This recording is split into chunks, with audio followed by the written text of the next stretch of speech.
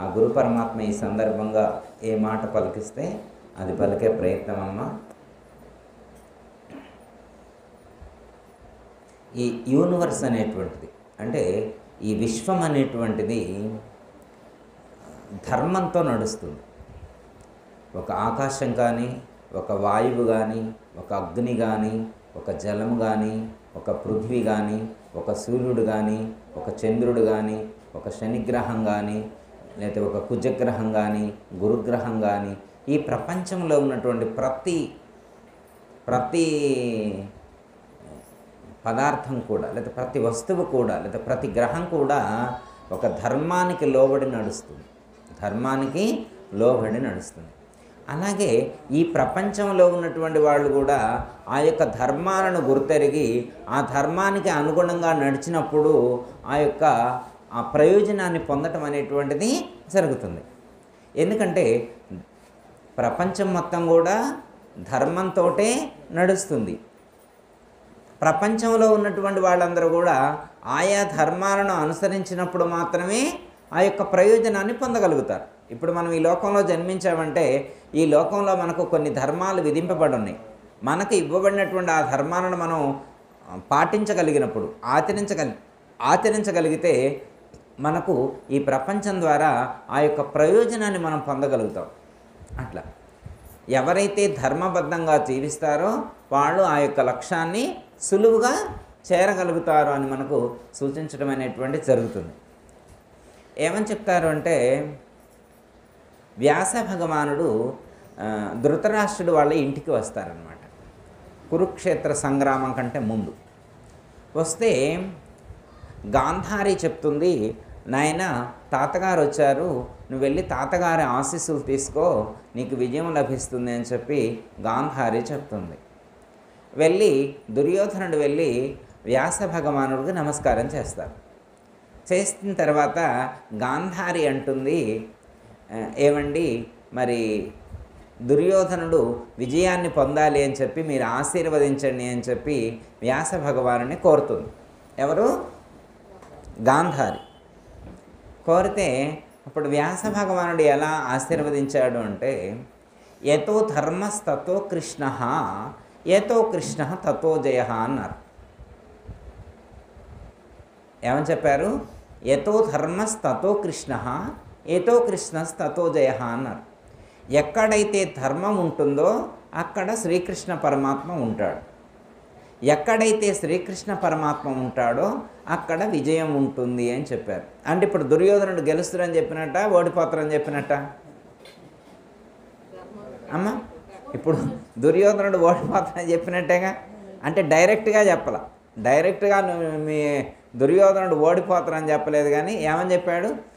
మీ అబ్బాయి దగ్గర ధర్మం లేదు, మీ అబ్బాయి దగ్గర ధర్మం లేదు, ధర్మం లేదు కాబట్టి శ్రీకృష్ణ పరమాత్మ ఇక్కడికి రాలేదు, శ్రీకృష్ణ పరమాత్మ ఇక్కడికి రాలేదు కాబట్టి కన్ఫామ్ ఓడిపోతారు, కన్ఫామ్గా ఓడిపోతారు. ఇప్పుడు శ్రీకృష్ణ పరమాత్మ ఎక్కడున్నాడు? ఎక్కడ? పాండవుల పక్షాన. ఎక్కడున్నాడు? పాండవులు. ఎందుకు అక్కడున్నాడు? ధర్మం అక్కడుంది. అక్కడ ఎందుకున్నాడు? ధర్మం ఉంది. మరి అక్కడ ఏమన్నా ఎక్కువ మంది జనం ఉన్నారా? ఎక్కువ మంది సైన్యం ఉందా? ఎక్కువ మంది బలం ఉందా? లేదు. వాళ్ళ దగ్గర ఉన్న ఒకే ఒక బలం ఏంటి? శ్రీకృష్ణ పరమాత్మ. ఒకే ఒక బలం దైవం. ఈ ప్రపంచంలో ఉన్నటువంటి బలాలన్నిటికంటే మూలం, బలాలన్నింటికీ మూలమైనటువంటిది భగవంతుడే గొప్ప బలం. భగవంతుడి యొక్క అనుగ్రహం ఉంటే, భగవంతుడు వెనకాతాల మనకు తోడుగా ఉంటే దేనికి భయపడాల్సినటువంటి అవసరం లేదు. ఎందుకంటే ఈ ప్రపంచం మొత్తాన్ని ఒక ధర్మబద్ధంగా నడిపించేటువంటిది భగవంతుడు. ఆ భగవంతుడే మన వెనకాల ఉంటే ఇక మనం దేనికి భయపడాలా? దేనికి భయపడాల్సినటువంటి అవసరం లేదు. అలాంటి భగవంతుడు మన వెనకాల ఎప్పుడు ఉంటాడు? మన దగ్గర ధర్మం ఉంటే. ఏమండి ఇది మరి ద్వాపర యుగంలో కదా మరి శ్రీకృష్ణుడు, కౌరవులు, పాండవులు ఉంది, మరి ఈ కాలంలో కూడా మరి అట్లుంటుందా? ఈ కాలంలో కూడా మరి ధర్మం అనేది ఉంటుందా? మరి ధర్మం మనం పాటించితే మన వెనకాల శ్రీకృష్ణుడు ఉంటాడా అని ఎవరైనా ప్రశ్న వేశారనుకోమ్మ, అప్పటి కాలంలో ధర్మాన్ని పాటించిన వాళ్ళకి ఎలా దైవానుగ్రహం కలిగిందో ఇప్పటి కాలంలో కూడా ధర్మాన్ని పాటించే వాళ్ళకు దైవానుగ్రహం ఖచ్చితంగా కలిగి తీరుతుంది. ఎందుకంటే ధర్మం అనేటువంటిది మారదు. కాలంలో మార్పు చెందకుండా ఉండేటువంటిది ఏంటది? ధర్మం. ప్రపంచంలో ఏదైనా మారచ్చు కానీ ధర్మం మారదు. చిన్న ఎగ్జాంపుల్ ఒకటి చెప్తా. సపోజు 5,000 సంవత్సరాల క్రితం చెప్తారు కదా ద్వాపర యుగం, 6,000 సంవత్సరాల క్రితం వేసుకుందాం, ఇంకొక 1000 సంవత్సరాలు వెనక్కి వేసుకోండి, దండగే ఉంది. ఇప్పుడు దండగే లేదు. 6,000 సంవత్సరాల క్రితం ఒక ఆయన నిప్పు పట్టుకుండంట, కాలుద్దా కాలదా అమ్మ? అప్పుడు కూడా కాలిద్దా? ఇప్పుడే కాలుద్దా? అప్పుడు కూడా కాలుద్దా? అదేంది? ఇప్పుడు కాదు కదా, 6,000 సంవత్సరాల క్రితం కూడా కాల్చే లక్షణం ఉందా దానికి? అది అంటే 6,000 సంవత్సరాలు గడిచినా కానీ అగ్నికి, నిప్పుకి కాల్చడం అనేటువంటి ధర్మం ఏదైతే ఉన్నదో అది మారలా. 6,000 సంవత్సరాల క్రితం ఆయన ఉప్పు గల్లు నోట్లో వేసుకుండంట, తీయకుంటుంది కదా అప్పుడు కూడా 6,000 సంవత్సరాల క్రితం కూడా అది ఉప్పగానే ఉంటుందా? మారదా? ఉప్పు ఆ గుణం మారదా? ఆ ధర్మం మారదా? ఎస్. ఈ ప్రపంచంలో ధర్మాలు మారవు. మీరు అన్నింటినీ పరిగణలో తీసుకోండి. బెల్లం 6,000 సంవత్సరాల క్రితం మారిందా లేదా? మారలేదు. 6,000 సంవత్సరాల క్రితం దప్పికైతే మంచినీళ్ళు తాగినట్ట, దప్పికి తీరుద్దా తీరదా? మరి ఇప్పుడు మాత్రం ఇప్పుడైంది అంటే మారదు ఆ ధర్మం. ఆ ధర్మం మారదు. ఈ ప్రపంచం మొత్తం ధర్మంతో నడుస్తుంది. నువ్వు గుర్తించు, గుర్తించపో, నువ్వు తెలుసుకోకపోవచ్చు. అర్థమైందమ్మా? ధర్మంతో నడుస్తుంది. ఆ ధర్మాన్ని గుర్తెరిగేవాడు జ్ఞాని. ఆ ధర్మాన్ని పట్టుకున్నటువంటి వాళ్ళ వెనక ఉంటాడు దైవం. దైవం ఎక్కడుంటాడు? ధర్మాన్ని పట్టుకున్నటువంటి వాళ్ళ దగ్గర దైవం ఉంటాడు. ఎతో ధర్మస్తతో కృష్ణ. ఎక్కడ ధర్మం ఉంటే అక్కడ శ్రీకృష్ణ పరమాత్మ ఉండి తీరతాడు. ఎక్కడ శ్రీకృష్ణ పరమాత్మ ఉంటే అక్కడ విజయాన్ని సాధించగలుగుతారు. మరి ఇక్కడ ఎల్లయ్య గురువు గారి దగ్గర కూడా ఆ ధర్మం ఉంది. ఆ ధర్మం ఎక్కడుంది? ఎల్లయ్య గురువు గారి దగ్గర ఉంది. అలాగే విజయలక్ష్మి గురువు గారి దగ్గర ఉంది. వాళ్ళ కుటుంబ సభ్యులందరి దగ్గర కూడా ఆ ధర్మం ఉంది. గురువు గారి కుటుంబమే ధర్మానికి నిలబడ్డది, ధర్మానికి కట్టుబడి ఉంది. కొన్ని ధర్మాలకు వాళ్ళు కట్టుబడి జీవిస్తున్నారు. ఎన్నో త్యాగాలు చేస్తేనే. గురువు అంటే ఊరికే ఇతరా? గురువు అంటే ఊరికే ఇతరమ్మా? ఎన్ని సుఖాలు త్యాగం చేయాలా? ఎంత కష్టపడాలా? అంటే ధర్మాన్ని పాటించడం అంటే అంత తేలిక కాదు. ధర్మాన్ని పాటించడం అంటే అంత తేలిక కాదనమాట. ఎన్నో త్యాగాలు చేస్తేనే మనకి ఈ వాక్యం చేరుతుంది. ఏముందిలే పోతే కూర్చుంటే చెబుతాను, కూర్చుంటే చెప్పడం అంత తేలిక? అర్థమైందమ్మా? ఎంత సాధన చేయాలా? ఎందుకంటే పుస్తకంలో చదివి ఒప్పచెప్పడం ఎవరైనా ఒప్పచెబుతారు. అర్థమైందమ్మా? అనుభవించి ఆచరించి ఆ స్థితిని పొంది చెప్పడం మామూలు విషయం కాదు. అర్థమైందమ్మా? ఎల్లయ్య గురువు గారు అలాంటి జ్ఞాని, అలాంటి ధర్మం వారి దగ్గర ఉంది కాబట్టే దైవానుగ్రహం వారికి ఉంది. వారు విజయాన్ని సాధించారు. ఏం సాధించారు? విజయాన్ని అంటే మరి ఎవరి మీద యుద్ధం చేశారు? గణేశ్వర పాడోళ్ళ మీద ఏమైనా యుద్ధం చేశారా ఏంది? ఎవరి మీద యుద్ధం చేశారు? ప్రకృతి మీద, మాయ మీద వారు యుద్ధం చేసి గెలిచారు. అందుకే మనందరిని కూడా వెనకేసుకొని తిరుగుతున్నారు. ఎందుకు? మనకు కూడా ఆ యుద్ధ విద్య నేర్పడం కోసం.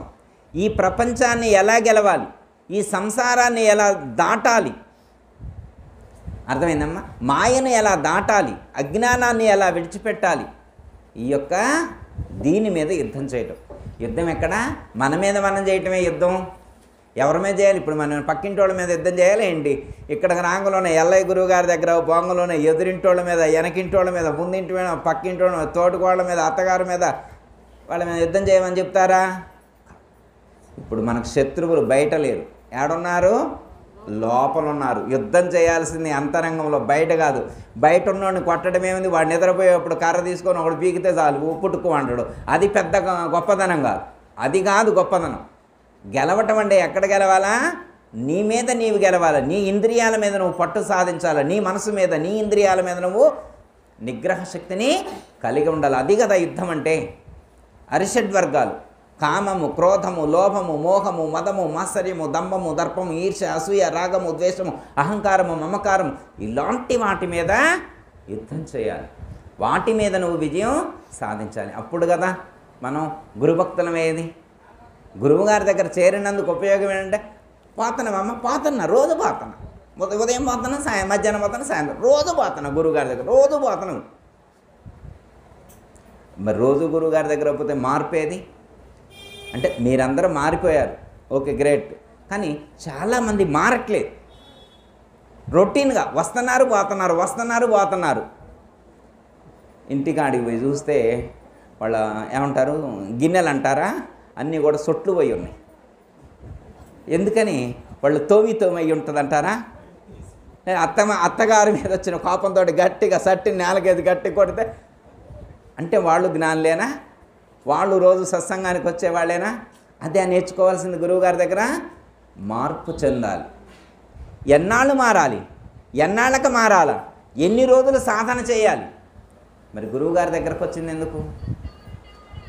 వారు మారారు, గురువుగారు మారారు, మనందరినీ మారటం కోసం ఒక మార్గాన్ని చూపెట్టారు.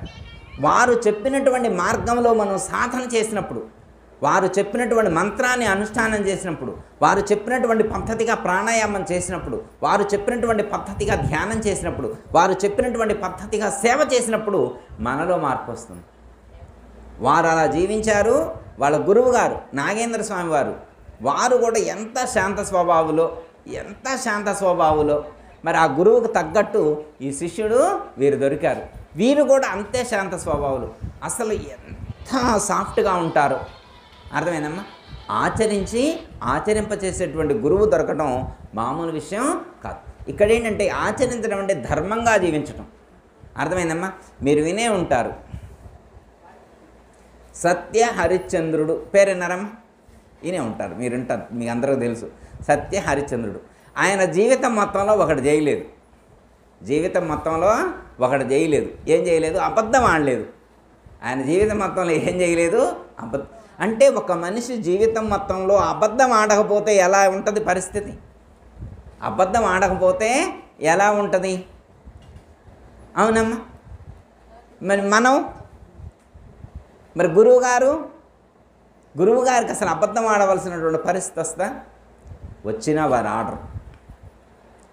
సత్యమునే పలకవలను, సత్యం వద ధర్మం చర, సత్యం వద ధర్మం చర. 2వ తరగతిలో పాఠం చెప్పారు మనకి. సత్యం వద అంటే సత్యమునే పలుకుము, ధర్మం చర ధర్మాన్ని ఆచరించు. ఎవరు సత్యాన్ని పలుకుతారో, ఎవరు ధర్మాన్ని ఆచరిస్తారో వాళ్ళ వెనకాల భగవంతుడు ఉంటాడు. ఆ గురువు గారు అలా జీవించారు. వారు అది మనకు నేర్పారు, నడిచి చూపెట్టారు. మనం చేయవలసింది అదే. ఎవరైనా ఎక్కడికి వెళ్ళి మీరు ఎవరంటే పలానా గురువుగారి శిష్యులు అంటే వెరీ గుడ్ అనేట్టుగా ఉండాలి. ఎందుకు? మనల్ని చూసా, ఎవరిని చూసి? గురువుగారిని చూసి పలానా గురువుగారి శిష్యులను, ఓ పర్వాలేదు, పలానా ఎల్లయ్య గురువుగారి శిష్యులు ఓకే, పలానా సత్యనారాయణ గురువుగారి శిష్యులు ఓకే అంటారు, పలానా సీతమ్మ గారి శిష్యులు ఓకే అంటే పలానా గురువుగారు గొప్పవారు కాబట్టి శిష్యులు కూడా గొప్పవారేనా కాదా? గొప్పవారే. గురువుగారు గొప్పవారైతే శిష్యులు తక్కువైతారా? ఒక చెట్టుకి మామిడి పండ్లు తీయగా ఉన్నాయంట. ఆ చెట్టుకు ఉన్నటువంటి ఒక కొమ్మకు ఉన్నటువంటి పండ్లన్నీ తీయ, మరి ఇంకో కొమ్మకున్న పండ్లు పుల్లగుంటాయా? అవి కూడా తీయగానే ఉంటాయి. ఆ చెట్టు పండ్లన్నీ తీయగానే ఉంటాయి. పళ్ళన్నీ తీయగానే ఉంటాయి. అలాగే ఆ గురువుగారి శిష్యగణం మొత్తం కూడా అలా గొప్పగా జీవించగలగాలి. ఎందుకంటే అమ్మా, ఎప్పుడో ఈ జన్మ మళ్ళీ వచ్చేది కాదు. ఏదో జన్మలో ఎప్పుడో చేసుకున్నటువంటి పుణ్యం ఫలించి మంచి సద్గురువు మనకి లభించారు. సద్గురువు లభించడమే కాకుండా చక్కటి జ్ఞానాన్ని అందించారు. ఈ జ్ఞానం చెప్పాలంటే చాలామందికి అర్థం కావట్లేదు. కానీ అసలు ఎంత కష్టపడాలా? సిటీస్లోనైతే ఇలాంటి జ్ఞానం కానీ ఇలాంటి ఉపన్యాసం చెప్పాలంటే ఎంత తీసుకుంటారో తెలుసా మీకు? వారం రోజులు క్లాస్ పెడతారమ్మా. వారం రోజులు క్లాసులో ఉపన్యాసం పెడితే 12,000 తీసుకుంటారు. వారం రోజులు. మీ దగ్గర ఎప్పుడన్నా 12,000 ఇస్తే క్లాస్ చెబుతారని అన్నారా గురువుగారు? ఎక్కడైనా ఎప్పుడన్నా ఎల్లయ్య గారు? లేదా? 10,000 అడుగుంటారు అనుకుంటున్నా. అడగలేదా? పోనీ ఒక 5,000 అడిగారా? రూపాయి కూడా అడగలేదు. అదేంది? డబ్బులు అడగకుండా గురువుగారు ఉపన్యాసం చెప్పడం ఏంటి? కానీ సిటీల్లో బోర్డులు పెట్టుకొని ఒక బిజినెస్ లాగా, ఒక కార్పొరేట్ రేంజ్లో బిజినెస్ లాగా చేస్తున్నారు. మరి అక్కడికి వెళ్ళిన వాళ్ళు కూడా ఉన్నారు. మరి వాళ్ళకి ఇది నచ్చిద్దా? ఎందుకంటే ఇక్కడ ఫీజు లేదుగా. ఫీజు లేదు కాబట్టి ఇది నచ్చదు. వాళ్ళకి ఫీజు ఇస్తేనే పనిష్మెంట్, వాళ్ళకి తెలియట్లా. ఫీజు ఇవ్వడం అనేటువంటిది పనిష్మెంట్ అనేటువంటిది వాళ్ళకి తెలియట్లా. వాళ్ళు అలా నేర్చుకునేటువంటి వాళ్ళు కూడా లోకంలో ఉన్నారు. మన గురువులు ఎంత గొప్పవారమ్మా, రూపాయి కూడా ధనాన్ని ఆశించకుండా నువ్వు ఇచ్చినా ఇవ్వకపోయినా కానీ నీకోసం ఇంత జ్ఞానాన్ని అందిస్తున్నారని, నీకోసం వారి జీవితాన్ని పణంగా పెట్టారు. వారు పీల్చే ప్రతి శ్వాస కూడా భక్తుల కోసమే వినియోగించారు. ఎవరి కోసం వినియోగించారు? వాళ్ళ కుటుంబం కోసం ఏమైనా వినియోగించారా? వాళ్ళ కుటుంబం కోసం ఏమైనా ఆస్తులు ఏమైనా వెనకేసారా? ఏమైనా 10 బంగ్లాలు కట్టించారా? 10 ప్లాట్లు కొన్నారా? లేదా 10 కేజీల బంగారం కొన్నారా? దేనికోసం వినియోగించారు వారి జీవితాన్ని? వారి యొక్క సమయాన్ని దేనికోసం వినియోగించారు? భక్తుల కోసమే వినియోగించారు. ప్రతి క్షణం భక్తుల గురించి ఆలోచించారు. పడుకునే ముందు భక్తులను గురించి, లేచిన తర్వాత భక్తులను గురించి, భక్తుల గురించే తపన, భక్తులకి ఎలా జ్ఞానాన్ని అందించాలి, వీళ్ళని ఎలా ముందుకు తీసుకెళ్ళాలి, ఇంకా ఏం చెప్పాలి అనేటువంటి ఆలోచనతో ఉండేవారు. మరి ఎంతమంది ఉంటారమ్మా? చిన్న ఎగ్జాంపుల్ చెప్తాము, మీకు తెలిసే ఉంటుంది.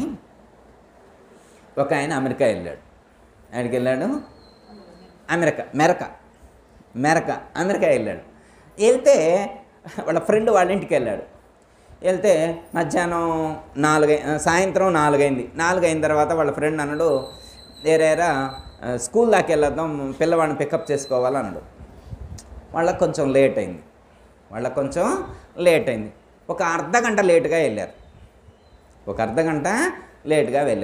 వీళ్ళు ఒక అర్ధగంట లేటుగా వెళ్ళినందుకు వీళ్ళకి ఆ అబ్బాయికి ఫైన్ వేశారు, ఆ పిల్లవాడికి. ఎంత? సపోజ్ ఒక 1000 రూపాయలు ఫైన్ వేశారు అనుకోండి. అదేందండి, ఒక అర్ధగంటగా లేట్ అయింది, అర్ధగంట లేట్ అయితే 1000 రూపాయలు ఫైన్ వేస్తారా అన్నాడు.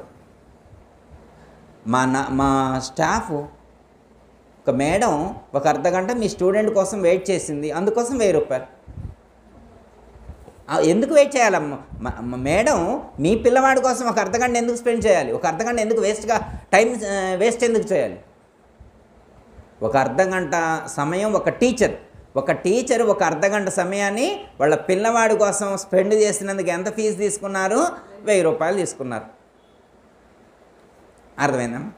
అంటే ఒక అర్ధగంట కోసం 1000 అంటే గంట కోసం 2000, గంట కోసం 2000. ఇప్పుడు మరి ఎల్లయ్య గురువు గారు ఒక గంట మీకోసం కూర్చున్నాను అనుకో, మనం ఎంత కట్టాలా? ఇప్పుడు కట్టినవా? ఇంకొక ఆయన అంటాడు, గురువుగారికి ఏం పని లేదు.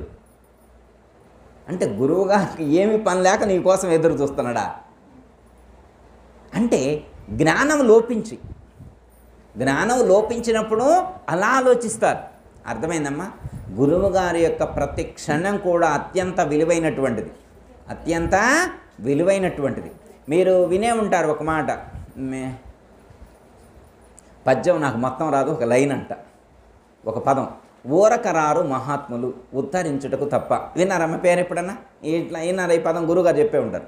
ఊరకరారు మహాత్ములు ఉద్ధరించుటకు తప్ప. ఏంటంటే అర్థమమ్మా, గురువు గారికి సమయం చాలా విలువైనటువంటిది.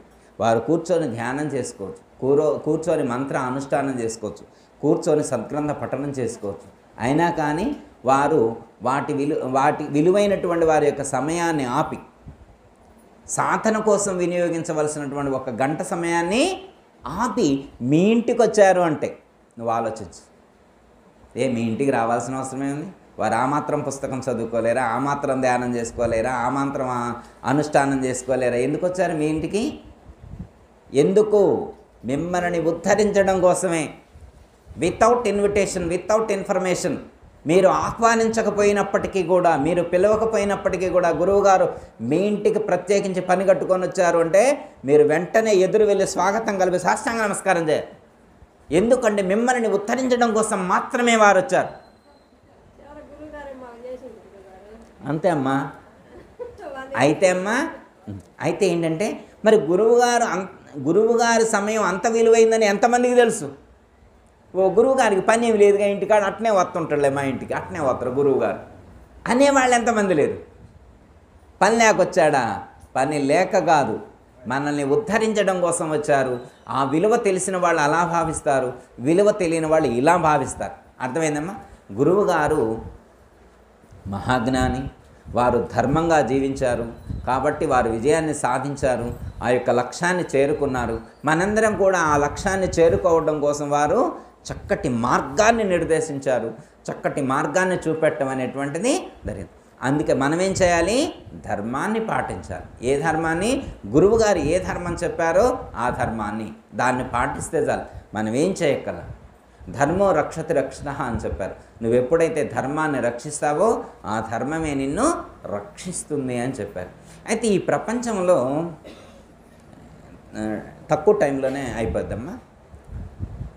మనందరికీ కూడా కొన్ని ధర్మాలు చెప్పారు. ఒకటి చతుర్విధ పురుషార్థాలు అని ఒక పాయింట్ చెప్తాను. ఈ ప్రపంచంలో పుట్టిన ప్రతి మనిషి చేయవలసినటువంటి కర్తవ్యాలు. ఈ ప్రపంచంలో పుట్టిన ప్రతి మనిషి కూడా కొన్ని కర్తవ్యాలు చేయాలి. ఒకటి ధర్మము, అర్థము, కామము, మోక్షము. వీటిని చతుర్విధ పురుషార్థాలు అంటారు. అంటే ప్రతి మనిషి కూడా ఆచరించవలసినటువంటి ధర్మాలు అని చెప్తారు. ఇంకొకటి, ఈ లోకంలో పుట్టిన తర్వాత ఇది కాక ఇంకోటి చెప్పారు, అప్పు తీర్చాలన్నారు. అమ్మయ్య, మనకైతే అప్పు లేదుగా, అప్పులు ఉన్నోళ్ళు ఫీల్ అవ్వాలి. గురువుగారు ఏమని చెప్పారు? లోకంలో పుట్టినందుకు అప్పులు తీర్చాలా అన్నారు. వెంటనే చూసుకుని నాకేం అప్పు లేదు, నాకేమీ అప్పు లేదు అని అంటాం. కానీ యూనివర్సల్గా ప్రపంచంలో ఉన్న ప్రతి ఒక్క మానవుడికి అప్పులు ఉన్నాయంట. అదెందుకు గురువుగారు? మాకు తెలియదు అండు. ఎందుకు తెలియదు? మనందరికీ ఉన్నాయి. శాస్త్రంలో చెప్పారు, నాకు తెలియదు. నాకు మాత్రం సొంతంగా ఏం తెలుసు? శాస్త్రంలో చెప్పారు. ఏమిటి వాటిని? రుణత్రయాలు అన్నారు. అమ్మయ్య, మూడేనా అప్పులు? 3. అమ్మ, ఎన్ని? రుణత్రయాలు. అంటే ఎవరికి బాకీ ఉన్నాం మనం అంటే ఫస్ట్ మొట్టమొదటిది మాతాపితృల రుణం తీర్చాలి. ఇది ఫస్ట్ ఫండమెంటల్. రెండోది ఋషి రుణం. మూడోది దేవ రుణం. వాళ్ళకి మనం బాకీ పడ్డామంట. ఒప్పుకుంటామా మనం? వాళ్ళు ఎప్పుడు ఇచ్చారని, మాకు ఏమి ఇచ్చారండి, నేనెందుకు బాకీ పడ్డానని అనొచ్చు. కానీ సపోజ్ ఉదాహరణకి హార్ట్ ఉందనుకో, గుండె, మనం ఏమైనా సొంతం తెచ్చుకున్నామా? లేదుగా అమ్మా. గురువుగారు నాకు నచ్చలేదు, అందుకే మనం కొత్తగా మార్చుకొని వచ్చా. నేనే మన పొలం కాడికి పోయినప్పుడు గుండె మార్చుకున్నా కానీ, కిడ్నీ కానీ, లివర్ కానీ మేము మార్చుకొని వచ్చినాం. గురువుగారు బ్రెయిన్ కూడా బాగలేదు, ఎందుకు మార్చుకొని వచ్చానని ఎవరైనా చెప్పగలరా? లేదా? మీరు సొంతం తెచ్చుకోలేదా? అవి మీ క్రియేషన్ కాదు కదా. ఇది మాతాపితృల అనుగ్రహంతో ప్రాప్తింపబడినాయే కదా. ఓకే, తల్లిదండ్రులకు మనం రుణపడి ఉన్నాం. ఎందుకంటే తల్లిదండ్రుల ప్రేమకు రుణపడ్డాం.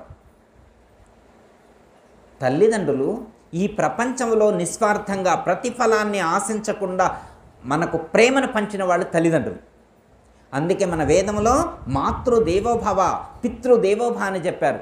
తల్లిదండ్రులే ప్రత్యక్ష దైవాలని చెప్పారు. మరి ఎవరైతే తల్లిదండ్రులకు ఉన్న ప్రత్యక్ష దైవాలుగా భావించి పూజించి సేవిస్తారో వాళ్లకు దైవానుగ్రహం ఉంటుంది, ప్రకృతి సపోర్ట్ చేస్తుంది. అర్థమైందమ్మా? తల్లిదండ్రులు చూడండి అమ్మా, సపోజు మీ దగ్గర 10 లక్షలు ఉన్నాయనుకో, పక్కింటి వాళ్ళు అడిగి తెస్తారా? పెన్నాం పర్లేదు, ఇయ్యకపోతే పర్లేదు, ఉంచుకో 10 లక్షలు కానీ ఇస్తాము, ఇయ్యంగా. అదే పిల్లగాడికి కొడుకు ఇస్తామయ్యమా, మనవడికి ఇస్తామయ్యమా? మరి అదేంది అంటే వాళ్ళకి ఇచ్చేస్తాం.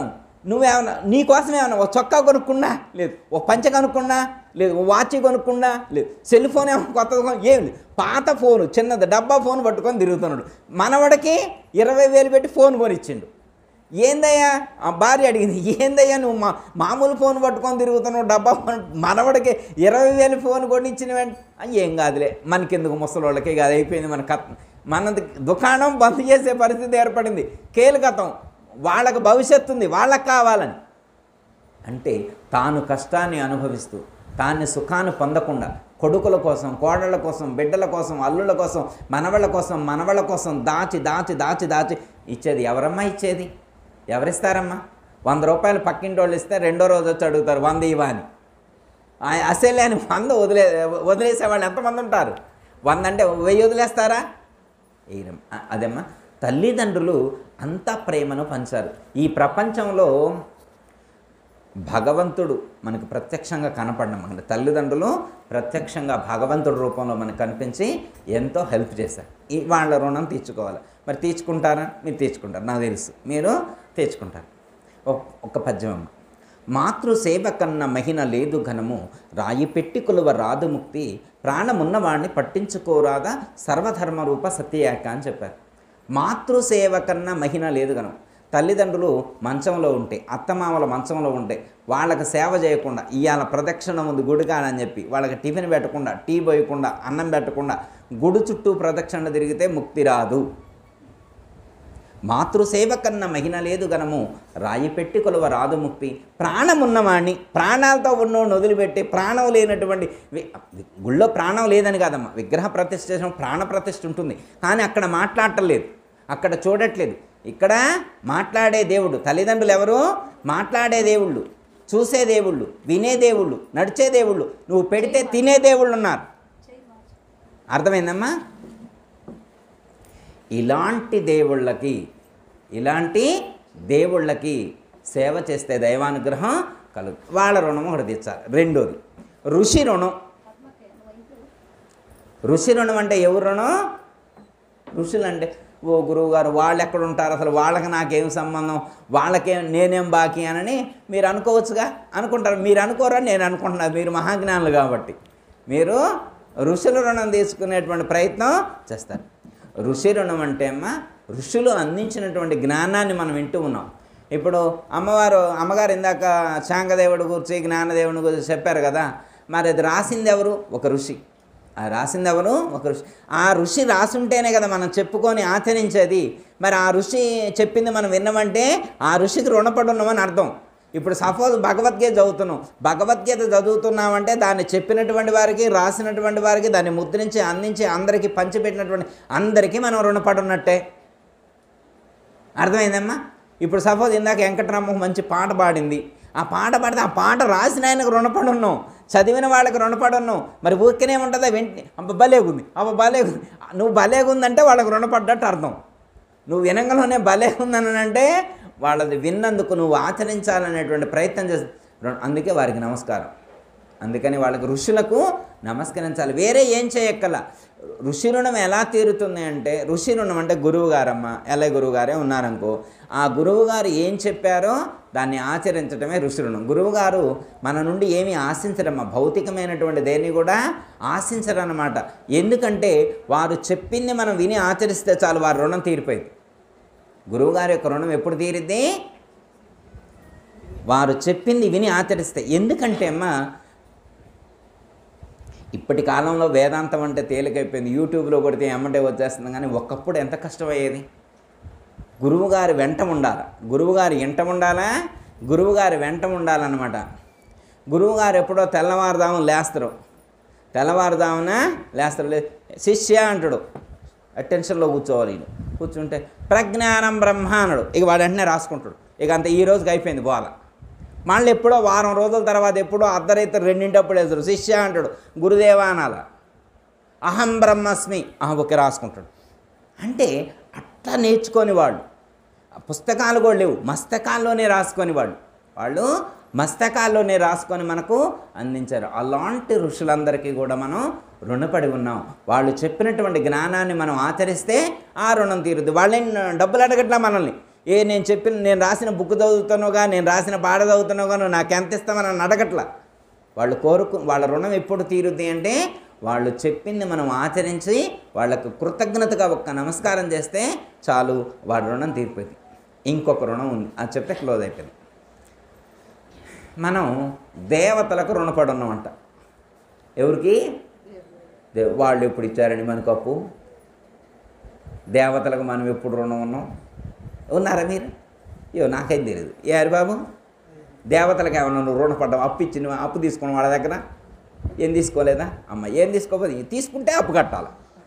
ఇప్పుడు బ్యాంకులో లోన్ తీసుకున్నాం అనుకో, కట్టాలా ఉందమ్మా? కట్టాలి. అట్లా దేవతలకు కూడా ఏమన్నా రుణం తీసుకుంటే, అప్పు తీసుకుంటే కట్టాలి. మీరేమన్నా అప్పు తీసుకున్నారా లేదా? మీ ఇష్టం, మీకు తెలియదు. నేను 2-3 పాయింట్లు చెబుతా, మీరు తీసుకుంది లేని చెప్పాలి, మీరు వాడుకుంటున్నారా లేదా అని చెప్పాలి. మీకు ఒకవేళ ఏ గురువుగారు మేము అప్పు కట్టడం లేదు, ఇవాళ నుంచి వాళ్ళని మానేయమండి అని మీరు అంటారా? అనండి, అన్నా కానీ okay, I'm happy. Okay, suppose ఉదాహరణకి భూమి మీద మనం నడుస్తున్నామంటే భూమికి రుణపడ్డట్టు. ఏ గురువుగారు మేము ఇవాళ నుంచి మేము భూమి మీద నడవమని అన్నారనుకో, దండం పెట్టక్కల, భూమికి దండం పెట్టక్కల్లా మీరు. అర్థమైందా?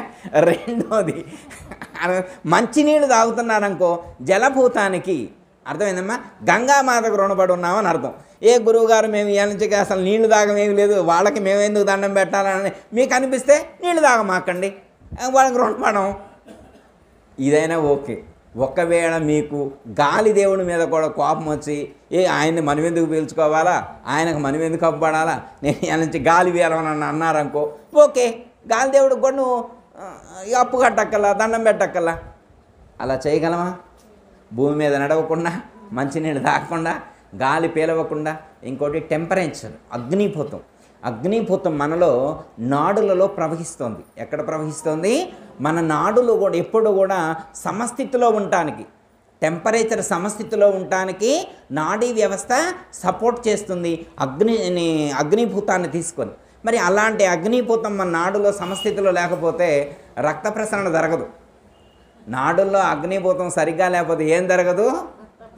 రక్త ప్రసరణ. ఒక్క నాడీలో రక్త ప్రసరణ ఇక్కడెక్కడో జరగకపోతేనే కాళ్ళు, చేతులు, నోరు మొత్తం పడిపోయింది. పెరాలసిస్ అంటారుగా, మెదడులో చిన్న నరంలో అగ్నిభూతం తగ్గింది, ఆ ప్రవాహం ఆగిపోయింది, కేలికతం. ఇప్పుడు మరి అది మంచిగా పనిచేస్తుందిగా.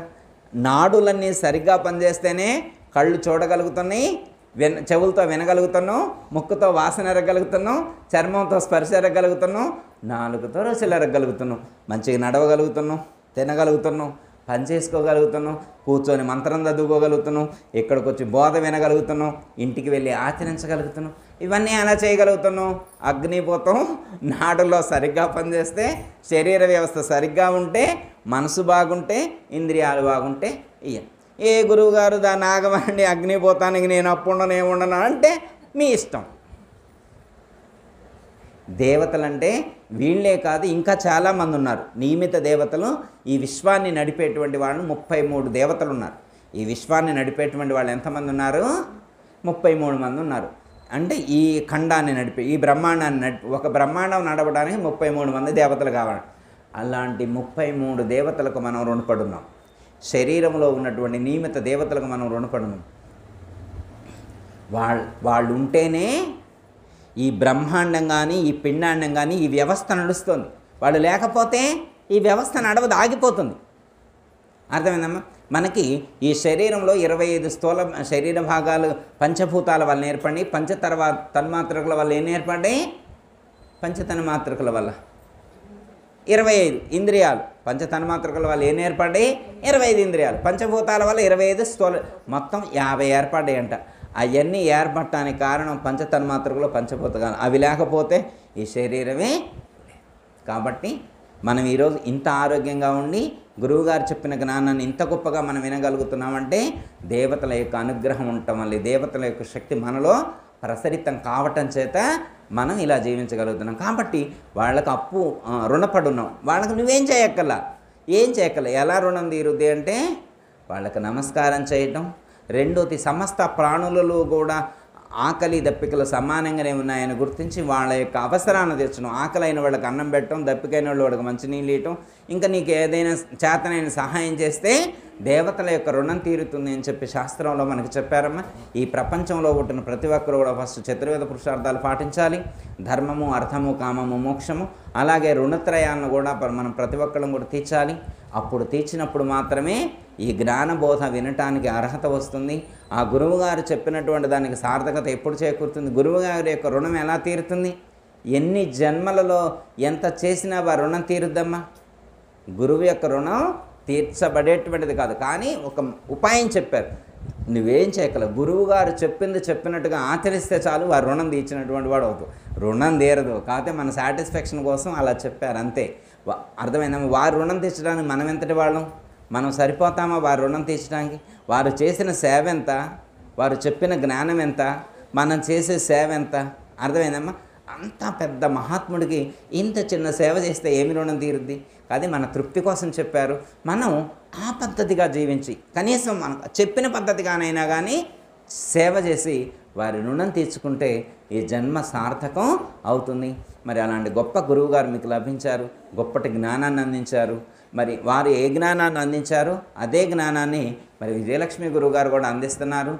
వారి యొక్క మార్గంలో ప్రయాణం చేస్తూ ఉన్నారు. కాబట్టి ఆ గురువుగారిని ఎలా చూసుకున్నారో ఈ గురువుగారిని కూడా అలా చూసుకొని ఈ గురువుగారు చెప్పేటువంటి బోధను వింటూ వారు చెప్పినటువంటి మార్గంలో అడుగులు వేస్తూ ఆ యొక్క లక్ష్యాన్ని చేరుకునేటువంటి ప్రయత్నం చేయాలని కోరుతూ ఓం తస్సు జయతల సద్గురు బ్రహ్మ మహారాజుకు అందరికీ జయ గురు. మరిన్ని ఆధ్యాత్మిక రహస్యాల కోసం అచల బోధ, ఆత్మబోధ, భగవద్గీత, అలాగే పండుగల్లో దాగిన అర్థాలు, అంతరార్థాల కోసం మరియు యోగము, ధ్యానము మొదలైన అనేక ఆధ్యాత్మిక తెలుగు ప్రవచనాల కోసం క్రింద ఉన్నటువంటి రెడ్ కలర్ సబ్స్క్రైబ్ బటన్ను క్లిక్ చేయండి. అలాగే ప్రక్కనే ఉన్నటువంటి గంట సింబల్ను నొక్కండి. అలాగే ఈ వీడియో మీకు నచ్చినట్లయితే లైక్ చేయండి మరియు షేర్ చేయండి. జై గురు.